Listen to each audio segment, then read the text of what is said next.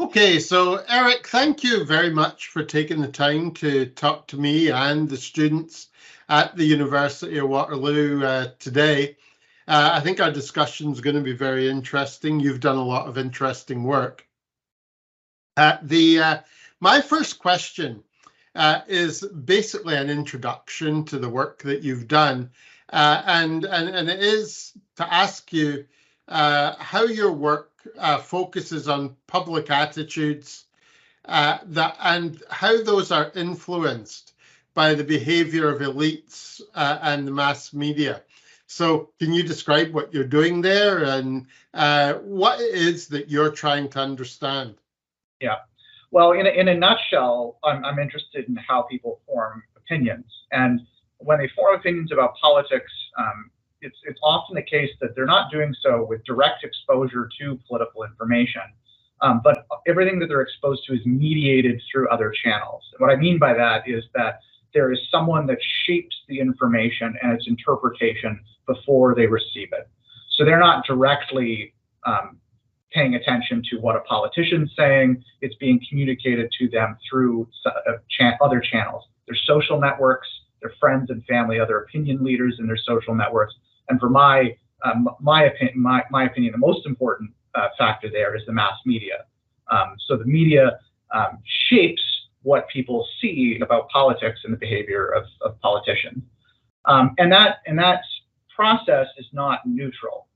The media plays a role in packaging all that information for viewers and for readers, and they don't do so in ways that are neutral or without any sort of bias. And so understanding how the media shapes that is important for how we understand the evolution of public attitudes on a whole host of questions.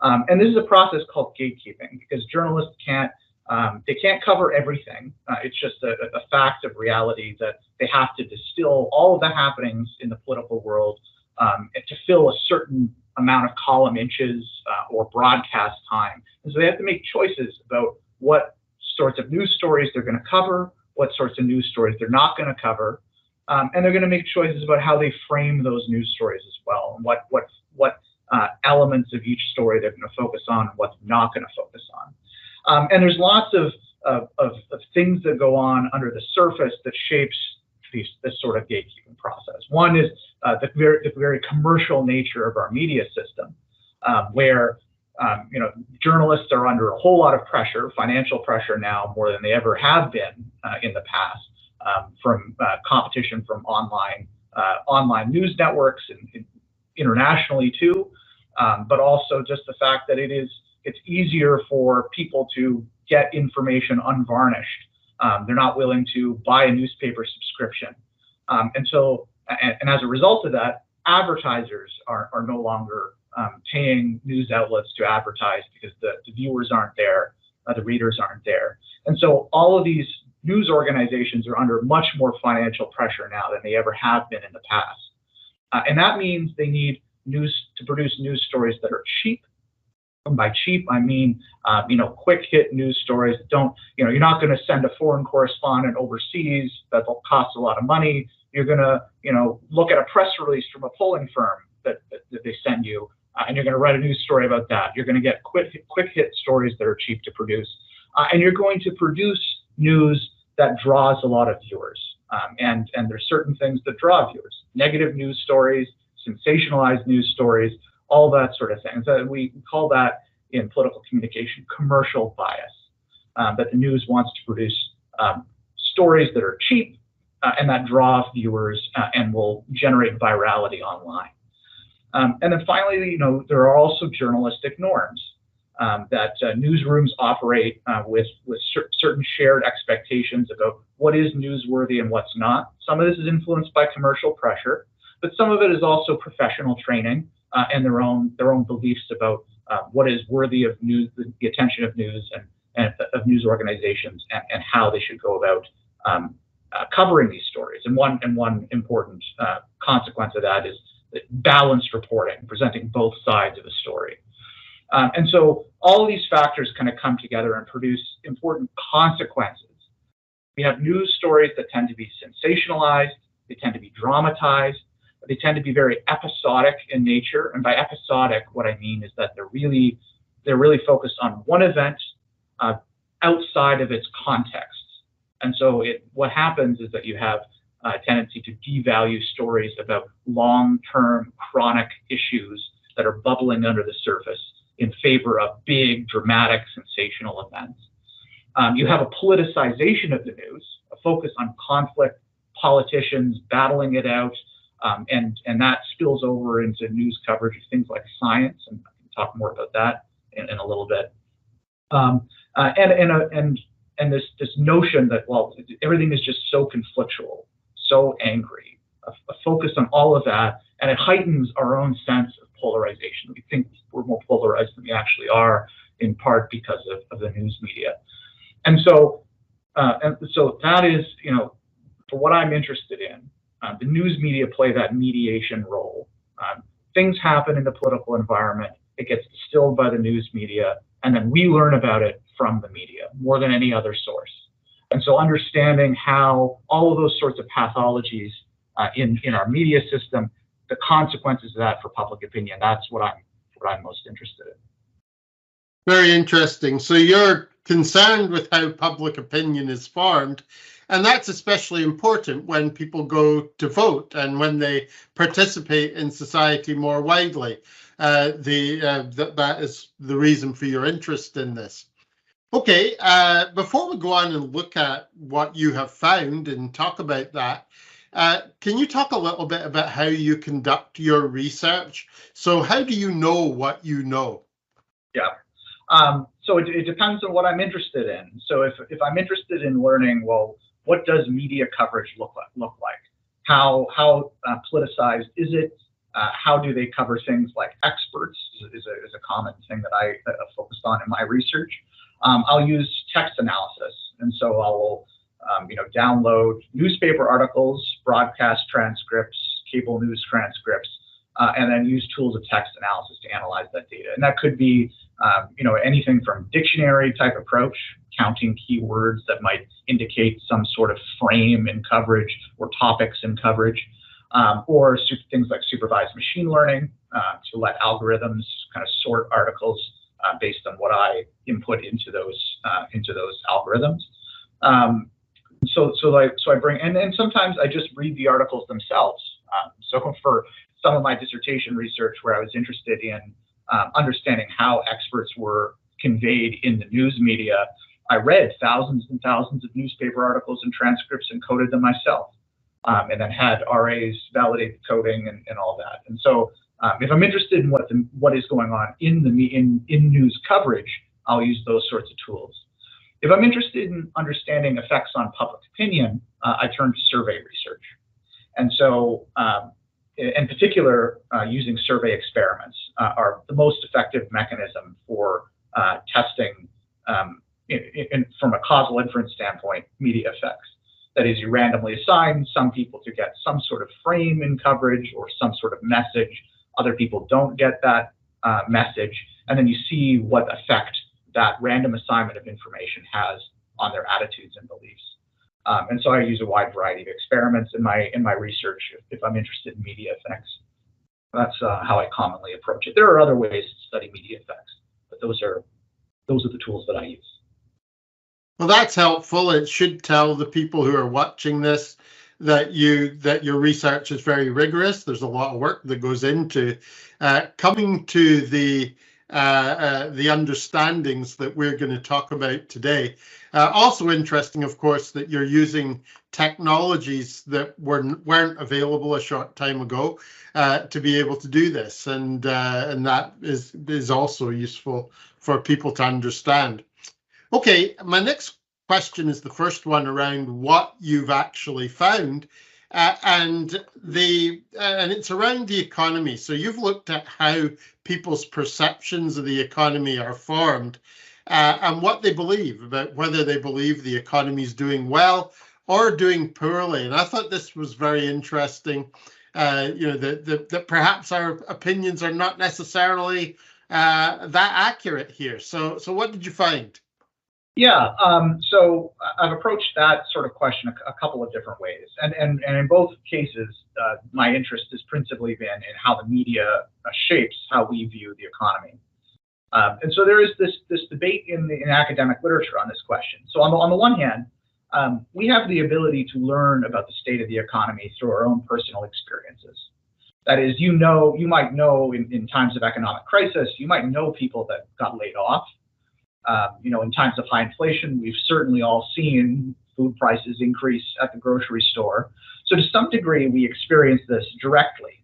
And so it is possible that, well, maybe the media doesn't play that much of a role in that process if we can experience economic problems in our day-to-day lives.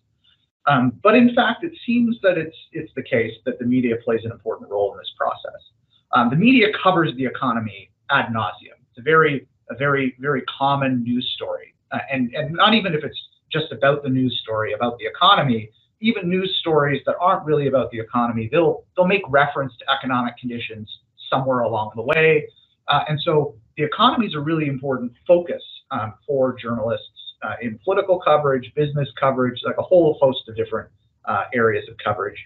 And so that information we receive, and it can shape our perceptions of the economy too. And so there is a debate in the literature on the degree to which it's the media driving economic evaluations, or if it's our own perceptions, and the media actually just follows what their news consumers believe. There's still a debate about that, but I come on the side of that the media plays an important role in this. And so, looking back to what I said earlier, it's understanding how the media covers the economy is really important. And there's been some good work on this by Stuart Soroka and others that have led to a couple key findings. And one is that the news media, they're much more focused on the negative than on the positive. And so when the news media covers the economy, we can measure the tone of news articles about the economy, whether the tone is positive or negative, using those tools that I talked about. Automated text analysis, dictionaries, those sorts of things. We can measure sentiment in news articles. And we can see that the news media, the tone on economic coverage is fairly responsive to how the economy is going. It goes up when conditions are positive, down when they're negative, but they are much more responsive to worsening economic conditions than they are positive economic conditions. And so they're much more likely to key in if the economy is souring than if it's improving. And part of that is, while news media has a negativity bias, they have a negativity bias for a couple of reasons. One is that the media serves as a watchdog, and so some journalists see it as their job to point out when things are getting worse, not so much when things are getting better. That's part of their job. But also, us as news consumers, we prefer negative news to positive news. We're more interested in it. We're going to be more likely to click on it, to read it. And so that plays an important role too. So that's the one thing, is that news media has a negativity bias. And two, they are much more focused on short-term changes in the economy. That is, what is the change in the unemployment rate from one month to the other, than they are in the overall level of unemployment. And this is because the news media focuses on novelty. What is the new information? Well, the new information is that, yeah, okay, the employment rate's still bad, but it improved, or the employment rate is good, but it worsened, and they're interested in that short-term change. And so what we see is that the public also shares those sorts of pathologies too. They're more likely to be responsive to negative changes in unemployment conditions or inflation conditions. They're more likely to be focused on the short term as opposed to the long term. And part of that is likely because of the news media. So that's just kind of a big picture state of what we found in that sort of research. And in my own research specifically, I have been interested in, okay, well, are there other sorts of pathologies in how the media covers economic news, and that might have an influence on public opinion? And one important thing that I found in U.S. coverage with some colleagues of mine, Alan Jacobs, Scott Matthews, and Tim Hicks, is that there's a class bias to news, in the sense that the news media and its coverage of the economy is more strongly responsive to improving and worsening conditions of the rich as opposed to those who are less well off. And we argue that that's not the case. It is not the case that this is because journalists just care more about the fortunes of the rich or any of that sort of thing, but that they are attuned to normal economic indicators like GDP growth, like the unemployment rate, like the stock market. And over time, those indicators, those kind of baseline indicators, have been more reflective of the economic interests of the wealthy as opposed to those who are less well off. Political economy scholars have observed that over time, especially in the United States. And so we argue, in fact, that it's not because of some pro-rich bias to the news media, but this is a reflection of how journalists just are overly reliant on baseline indicators in how they shape their economic news. And those indicators now, more than ever, reflect the interests of the wealthy as opposed to the poor or the middle class. So that's one thing that we found. And the second thing is that, well, in other work, I've found that in the United States at least, there's a bit of a partisan bias to U.S. news coverage of the economy, in that it appears that the news media, on at least unemployment coverage and inflation coverage, they are more responsive to worsening conditions under Republican presidents than they are Democratic presidents. So they're much more likely to punish a Republican president for declining unemployment, rising inflation, rising employment, rising inflation than a Democratic president. So those are the two things that I've found. But I'm not as focused on that in my research agenda now as I have been in the past. But the key takeaways are, I think that the news media, they don't cover the economy in a way that is neutral in any sense, like neutral in regards to class distribution or to partisan interests. They provide some distortion of reality before it reaches news consumers.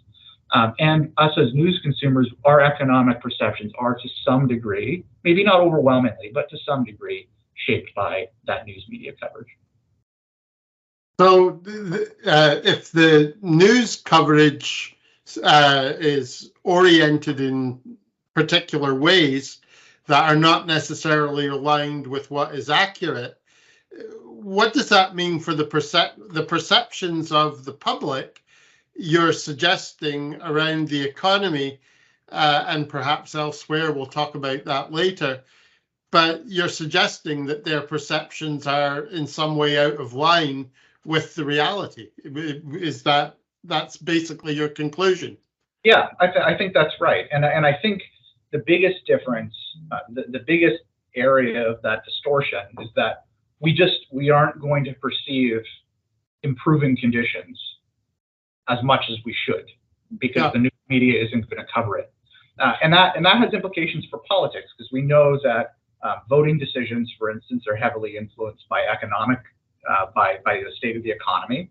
While our perceptions of the state of the economy, we're not going to reward incumbents for positive economic coverage of economic conditions as much as we should, but we are going to punish them. And in some cases, there's been times where we think the economy is doing way worse than it actually is. A good example of this was in the 1992 presidential election. George H.W. Bush, America was coming out of a recession, but the news media wasn't picking up on the good towards the end of that campaign, and so people still really heavily punished the incumbent president for economic conditions, even though the economy was turning around the corner. And some scholars have pointed to the news media as an important factor there. And so on both sides, some politicians aren't going to get credit for rewarding for improving conditions. Others are going to get disproportionately punished when they shouldn't be. So it has real world implications for election results and the like. Okay, and another area that you've looked at is our perceptions of science, which presumably have been especially important in the more recent past as around vaccines and things like that. But can you start to and tell me about your work on perceptions of science? Yeah. So I come at this from a variety of angles, but my starting point was I was interested in, well, okay, in some areas, some really important areas, scientists and policy experts are in agreement about something. And so the public should learn about that agreement where it happens. And experts don't always agree. And actually, more often than not, we disagree strongly with one another. And you can see that in the peer review process. Most science and most social science is very highly contested. But there are some key areas of agreement, and they have important policy implications. And so I come at this from a variety of angles. So one is, okay, how well does the news media cover those areas of consensus where they exist? So how do they cover experts in the news? Do they clearly communicate an area of consensus? Do they use that false balance frame to elevate contrarian scientists? Do they import politicization? That is, have an expert be contested by some party or politician that rejects their claims and presents effectively misinformation in news coverage. So to what degree do the news media really clearly convey these important points of consensus? Because that is how people are most likely to learn about that sort of information. So that's one angle. Two is the role of public attitudes, that is their own predispositions, that some people are going to be kind of hardwired to reject what experts are saying, regardless of what happens in the news media, just based on their own predisposition. And so one angle I've looked at is anti-intellectualism, or just kind of a systematic mistrust of scientists and expert authority. But also, I've also been interested in the role of partisanship and ideology, that science is oftentimes not neutral in regards to their policy implications, that sometimes things like climate change require widespread policy action that is challenging for conservatives, for ideological conservatives, for Republicans, for partisan conservatives in Canada, because it goes against their ideological impulses.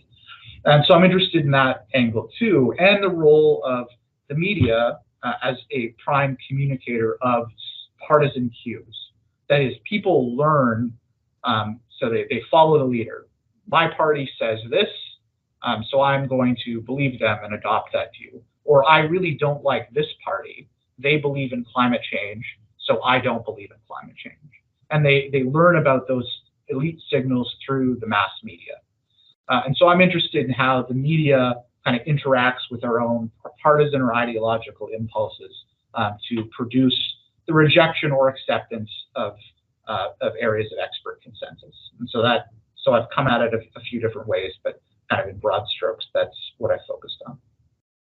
Okay, we're going to talk about that and its application, I guess, in a moment. Before we do, you did refer to anti-intellectualism, and I was interested in hearing you describe that and the extent to which today it may be growing or declining. And with that, has technology contributed to any change that we might be seeing there? Yeah, so anti-intellectualism is just a systematic mistrust of experts and scientific authority. The roots of that animus can be from a variety of different factors. Some of them you might think are more valid than others. So for instance, visible minorities and racialized minorities have lower trust in our institutions generally, but also in expert authority, because science has been used as a bludgeon against those marginalized communities in the past. And so there are valid reasons why they might be a little bit more mistrusting of scientists and experts in any given situation. But there are other sources of this animus too. If you're very religious, you might perceive scientific authority as a threat to your belief systems. If you're ideological, perhaps experts are threatening to your own ideological beliefs because they propose policy solutions you might disagree with. Or maybe you're a populist that believes in power for regular people and see experts as a way of controlling the masses in illegitimate manners. So there's lots of different sources of anti-intellectualism. I'm interested in that trust and lack of trust and its implications for how people are willing to adhere to public health guidance, for instance, vaccination, to believe in climate change and support climate action, to do those sorts of things. There is no evidence that this sort of intense distrust of experts, there's no evidence that it's going up or down over time, one way or the other. I suspect it's always been there, and it hasn't changed much over time. That's my own view of it. That doesn't mean it's not more important now than it used to be, though. And I say this because there is, at least in the United States, the evidence is less clear here. There is this, what we call a sorting process going on. And what I mean by that is that those that really distrust experts have now started to gravitate towards the Republican Party. And this has happened gradually over time. It's accelerated in the Trump era.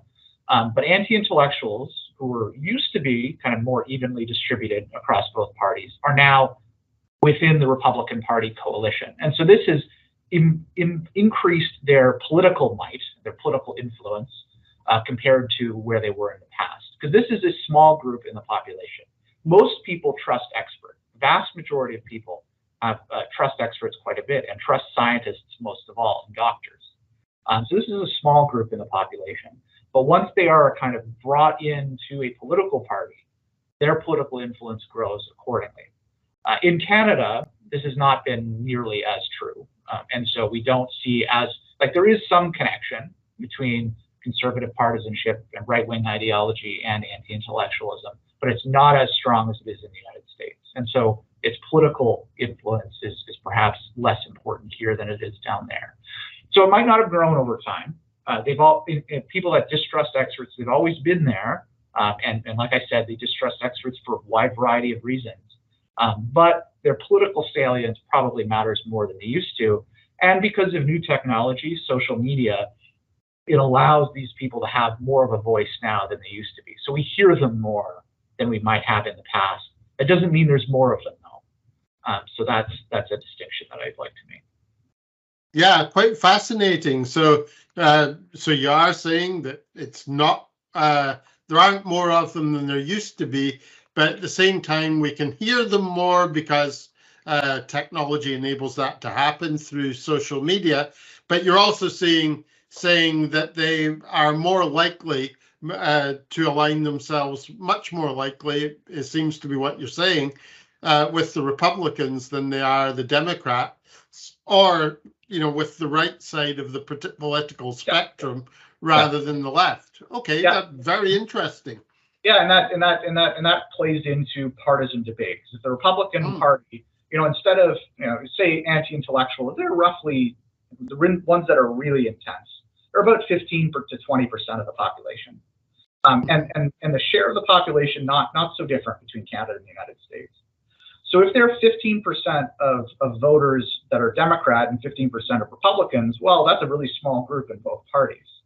But if they all get behind the Republican Party, so then 40% of Republican voters in primaries, maybe even more than that, are anti-intellectual. Well, then Republican elites have to pay attention to that group and get them on board. And so that kind of goes to show how they can, by coordinating behind one party, they can increase their political relevance. But again, like I said, not as much evidence here in Canada that that's a thing.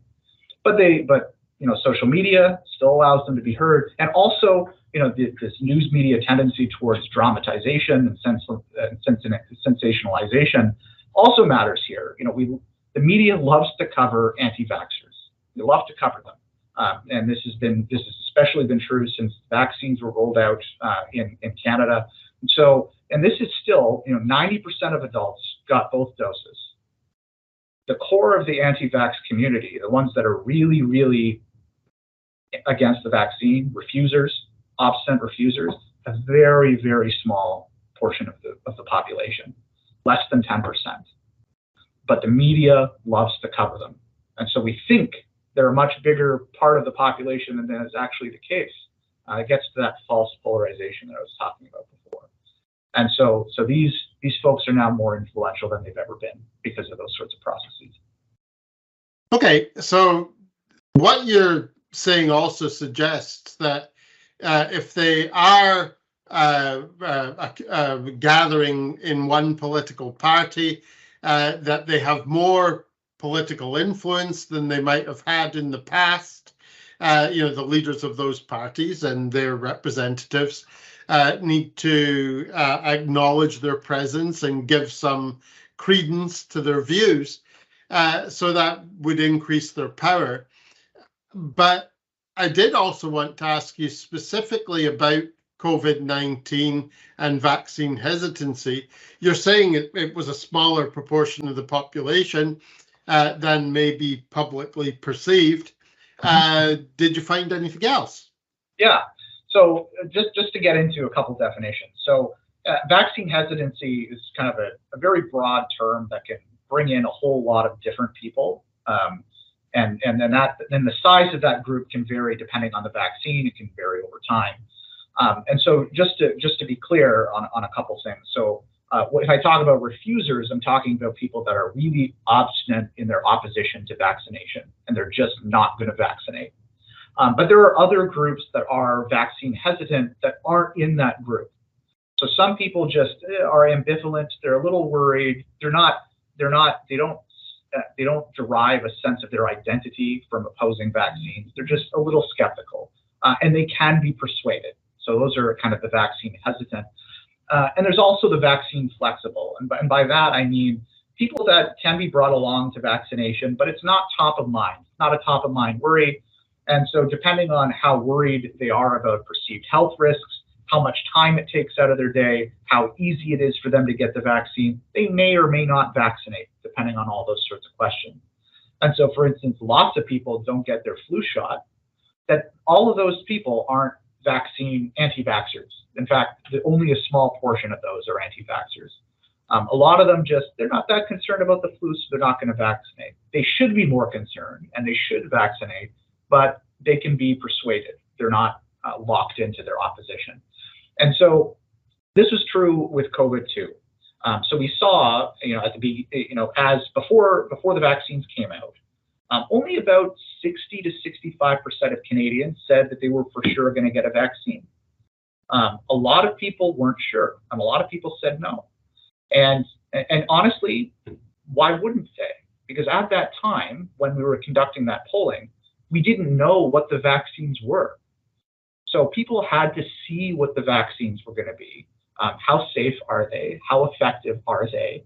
What are the exact health recommendations that came out? Some people just expressed ambiguity until it became clear that these vaccines were safe and effective. And that's totally reasonable.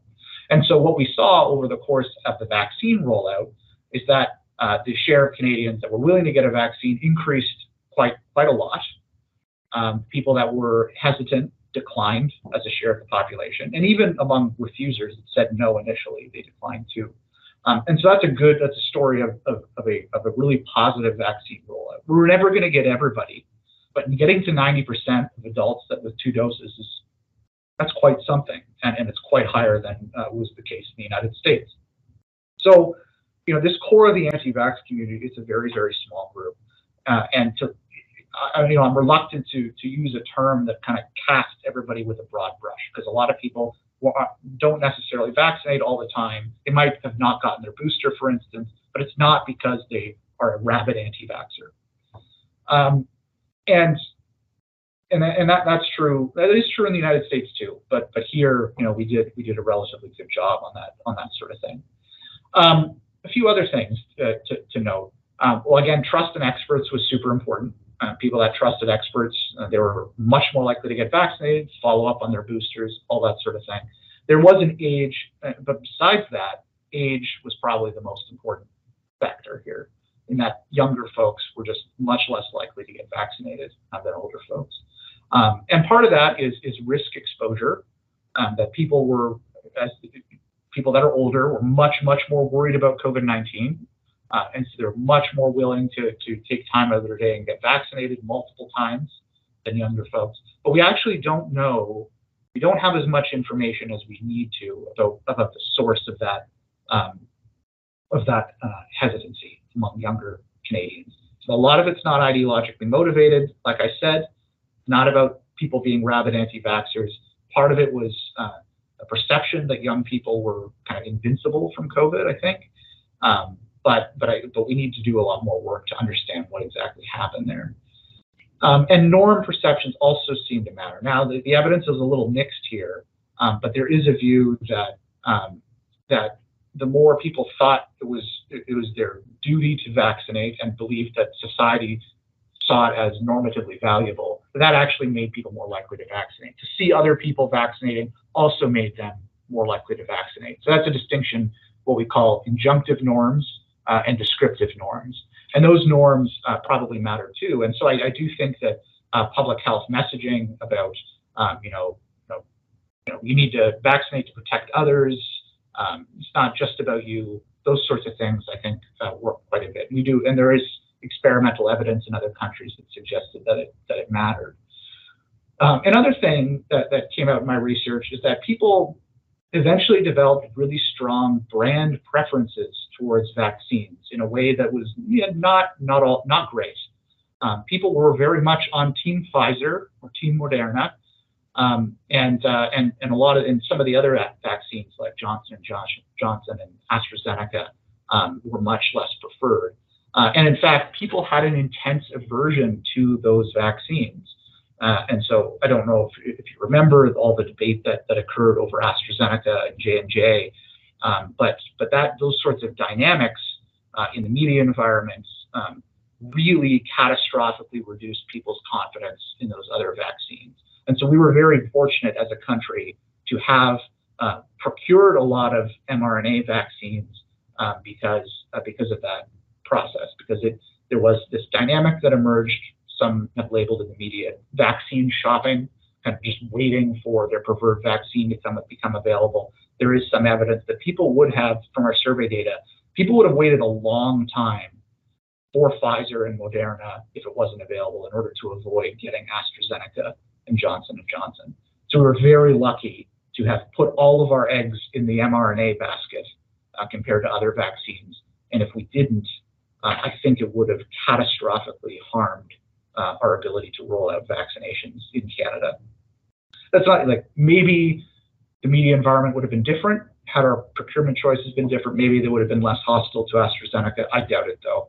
And so moving forward, if there is another pandemic or another public health emergency, we need to figure out ways of how to message these sorts of things in a way that it doesn't bring about undue alarmism that might catastrophically reduce confidence in certain public health interventions.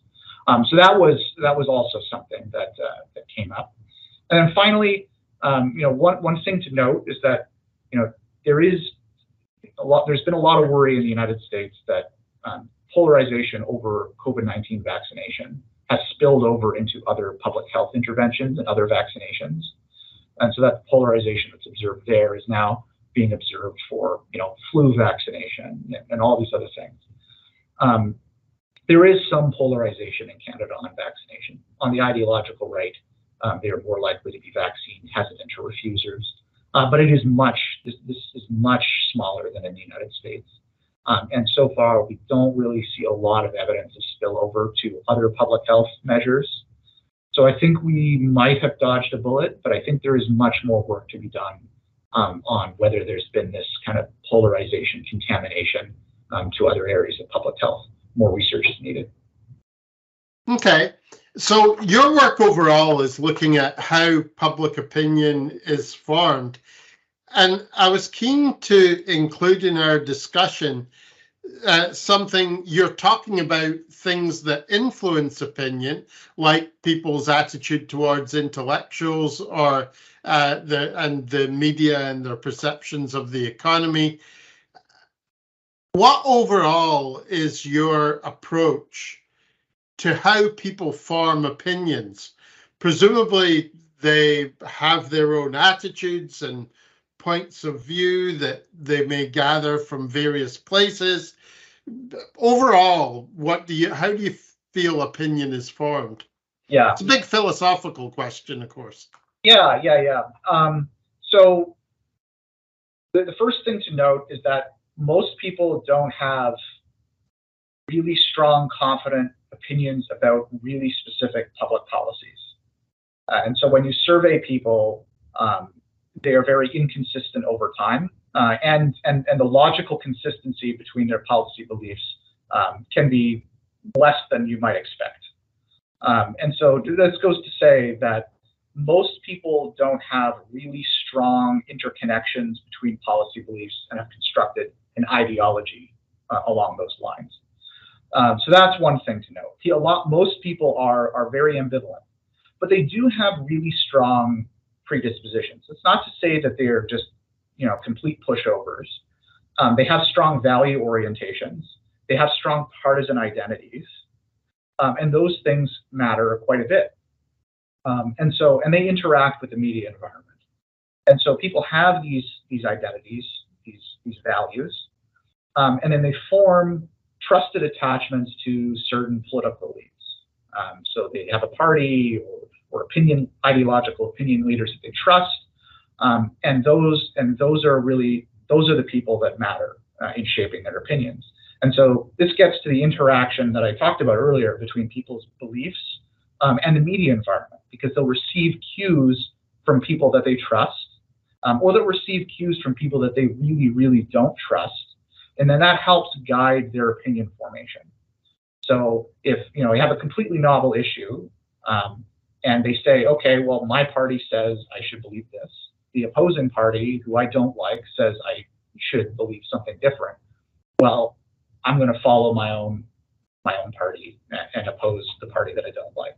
And so this is kind of a heuristic, a really easy way for people to form beliefs that are and like I said, quite unstable and contextual, and they're able to be changed, but they are very heavily influenced by what they see in their media environment from those that they trust and those that they don't trust. So some of my own work on climate change showed that it's quite possible that Democratic Party messaging on climate change, which was really robust through the 2000s, Obama years, and likely increased climate skepticism among Republican Party supporters. So the media mostly ignored Republican elites. They focused a lot of attention on what Democrats were saying about politics, about climate change. And so Republicans saw that and then were repelled and made more likely to oppose climate action and to increase their climate skepticism.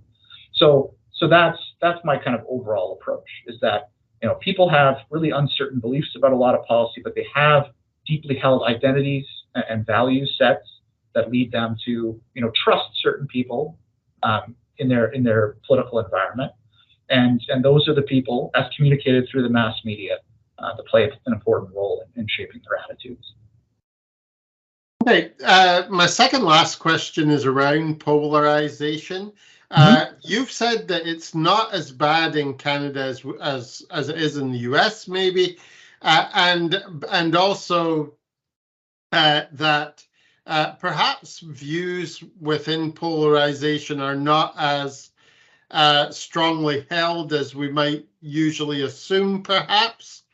And I'm very interested that your work seems to explain polarization and at the same time draws attention to the possibility of it being reduced. Yeah. So what are the things that we can do to reduce polarization? Well, so I'll say this about one particular type of polarization. There's lots of different types of polarization, but the one that scholars are most concerned about is what we call affective polarization, and that gets at people's feelings towards their political opponents. There are other types of polarization.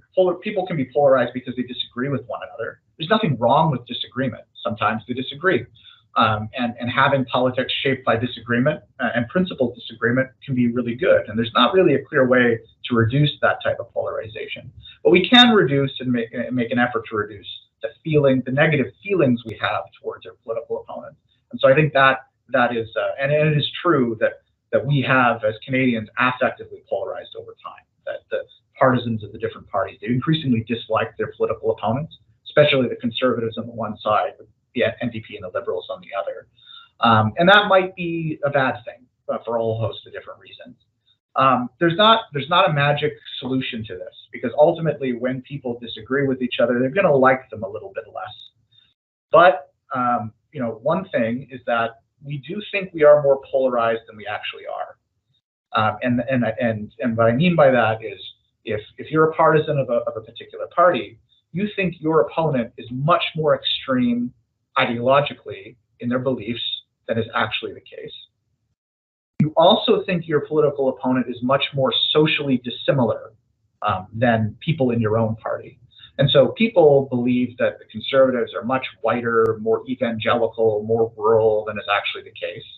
People believe that Liberal and NDP supporters are more cosmopolitan, more diverse, poorer than is actually the case. We have these social stereotypes of partisans that just doesn't match onto reality very well. And these false perceptions, there's a lot of research that suggests they can be corrected if you give people corrective information. And so finding ways to correct the record is, I think, important. And this goes to the media coverage that I talked about. There's some evidence that suggests that this sort of false polarization, which can affect people's negative feelings towards their political opponents, that it emerges through the media, because the media tends to focus a lot on political controversy and debates, and they focus a lot on anti-vaxxers and all that. And sometimes they'll frame events in ways that kind of heighten that polarized dynamics. One quick example of this is, there's this poll that was done by Angus Reid. This is back in the days of the right when vaccines were beginning to be rolled out, and there's this big headline takeaway: like 50% of people that are going to refuse the vaccine are conservatives. And like, that's true. Like when you look at that from that specific statistical quantity, it is true that 50% of anti-vaxxers were partisan conservatives based on that poll. But what they didn't tell you was that with that poll, you can also say that 84% of conservatives were going to get vaccinated. And so reality can be framed in different ways. And the media chose to frame that discussion in a way that maximized its polarization potential. And so we tend to think that there are many more anti-vaxxers among conservatives than is actually the case. I have some data that just came in that shows that it is true. And see, these are things that can be, that with changes in media coverage, and I hope journalists are attentive to these sort of things, that can, if they can stop doing that, we will perceive less polarization, and as a result of that, we won't be as hostile towards our political opponents as we are right now.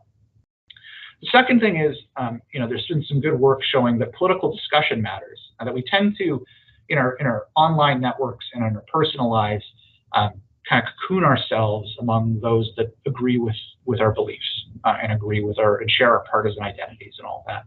And there's some work that shows that discussion, including work that I've produced, that discussion with political opponents can actually reduce people's feelings of hostility towards political opponents. Now, there's some debate in the literature as to what type of discussion can do this. So some work shows that actually talking about politics with your political opponents doesn't actually help. But talking about non-political things can help because it humanizes your political opponents. So there's lots more work to be done about what exactly it is about the nature of political discussion with political others, political opponents, what exactly it is about that discussion that might reduce polarization. But I'm of the view that finding ways to have constructive dialogue with political opponents is a way of turning down the temperature, in addition to the things I talked about with the changes to the media environment. But ultimately, there's no magic bullet. People that disagree with one another, they are going to dislike one another to some degree. And so the real question is, how to manage that. I think we have political institutions in Canada that do that quite well. I think the political institutions in the United States don't manage that conflict well at all. And so a lot of it, in terms of how concerned we should be, it really just depends on Is that heightened animus, that heightened conflict? Can it be productive, or is it going to degrade democracy? And I think we're fine in Canada. I do not think the United States is, though. So it really just depends on how those sorts of polarization dynamics interact with institutions. Yeah, that was my final question about whether you were optimistic or pessimistic about the future. And you seem to be presenting a balanced view of that. You're saying in the US, you're more pessimistic, and Canada, yeah, I guess it might be right to describe you as optimistic. Right. And I think this gets to, a key difference that exists between Canadian and American polarization experiences. In Canada, our parties are not that socially dissimilar. That is, we're not, the conservatives and everyone else, they're not divided by race, religion, all these other things nearly as starkly as they are in the United States. In the US, race can be seen as a proxy for partisanship. That is, people assume, if you tell someone the race of an individual, they assume their partisanship. If you tell someone their partisanship, they'll assume their race. They're so closely connected. We don't have the same dynamics in Canada. And so as a result of that, in the US, we have, the Republican Party that is increasingly hostile to democracy because of these social dynamics, because they feel culturally threatened by demographic changes and declining cultural influence. And I don't think we are more polarized in Canada, but we don't have that sort of toxic dynamic. We don't have the same partisan media ecosystem. We don't have a Fox News. We don't have a conservative echo chamber. We don't have any of that stuff. No one watches Rebel News. No one pays attention to these outlets. We don't have that. The evidence of echo chambers is non-existent in Canada. We don't have the same sorts of issues. And in the US, it's fundamentally, it's not about polarization. It's about radicalization among some subset of the population. It's not just about, they disagree with one another, dislike one another. It's one side is willing to change the rules in order to enshrine their political power and subvert democracy. Fundamentally different cases. I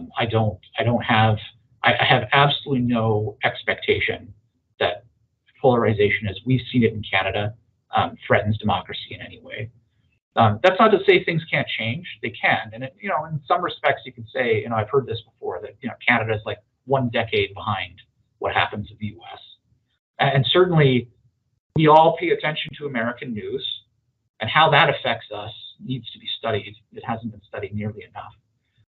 And so, some dynamics that exist in the U.S. can spill over into Canada, and so it is, it's something to pay attention to in the future. But everything that's happened now, to this point in Canada, I'm not particularly worried. I'm glad, and I'm grateful for you taking the time to talk to me today, Eric. This is going to be really valuable for people at Waterloo, and I'm very grateful to you for doing it. You're welcome. I'm happy to be invited, and hope it was useful for you.